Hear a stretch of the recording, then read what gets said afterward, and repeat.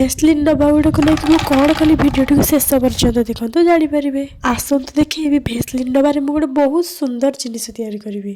ଆଜିଠୁ ମୁଁ ଷ୍ଟାର୍ଟ କଲି ମୋର 5 ଦିନିଆ କ୍ରାଫ୍ଟ ଚ୍ୟାଲେଞ୍ଜ। ଆଉ ଦେଖିବା ସେଥିରେ ମୁଁ ଜିତି ପାରୁଛି କି ନାହିଁ। ଏମିତି କହିବା କେତେ ସହଜ। କ୍ରାଫ୍ଟ ହେଇଗଲା 10 ମିନିଟରେ। ଏଥିରେ ଜଗନ୍ନାଥ ମୂର୍ତ୍ତି ଗଢ଼ିବା ପାଇଁ ମୁଁ ପ୍ରଥମେ ଭେସଲିନ୍ ଡବା ତଳେ ଗୁଲାବରୀ ଡବାକୁ ଅଠା ଦ୍ୱାରା ଲଗାଇଦେଲି। ହାତ ପାଇଁ ମୁଁ ଏଠି କାଗଜରେ କରିଥିବା ନଳ ବ୍ୟବହାର କରିଛି।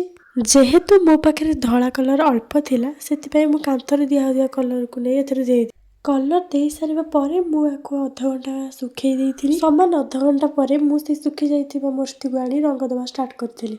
ପ୍ରଥମେ ମୁଁ ତାଙ୍କ ମୁହଁରେ ବ୍ଲାକ୍ କଲର ଦେଇଥିଲି, ପରେ ଭିନ୍ନ ଭିନ୍ନ କଲର ଯେମିତିକି white collar, red collar, yellow collar ଆଉ ପିଙ୍କ କଲର ଦେଇକି ମୁଁ ଜଗନ୍ନାଥ ମୂର୍ତ୍ତିଟାକୁ ପୁରା କମ୍ପ୍ଲିଟ୍ କରିପାରିଥିଲି। ହାତଟି ତାଙ୍କର ଆହୁରି ସୁନ୍ଦର ଦେଖାଯିବ ବୋଲି ମୁଁ ସେଥିରେ 2 ପ୍ରକାର କଲର ଦେଇଥିଲି କି ୟେଲୋ ଆଉ ହ୍ୱାଇଟ୍। ଭିଡ଼ିଓ ମାଧ୍ୟମରେ ମୁଁ ଆପଣଙ୍କୁ ଗୋଟେ ପ୍ରଶ୍ନ ପଚାରୁଛି, ଉତ୍ତରଟି ଆପଣମାନେ କମେଣ୍ଟ କରନ୍ତୁ। ପ୍ରଶ୍ନଟି ହେଲା କଳା ପାହାଡ଼ କେବେ ଓଡ଼ିଶା ଆସିଥିଲା?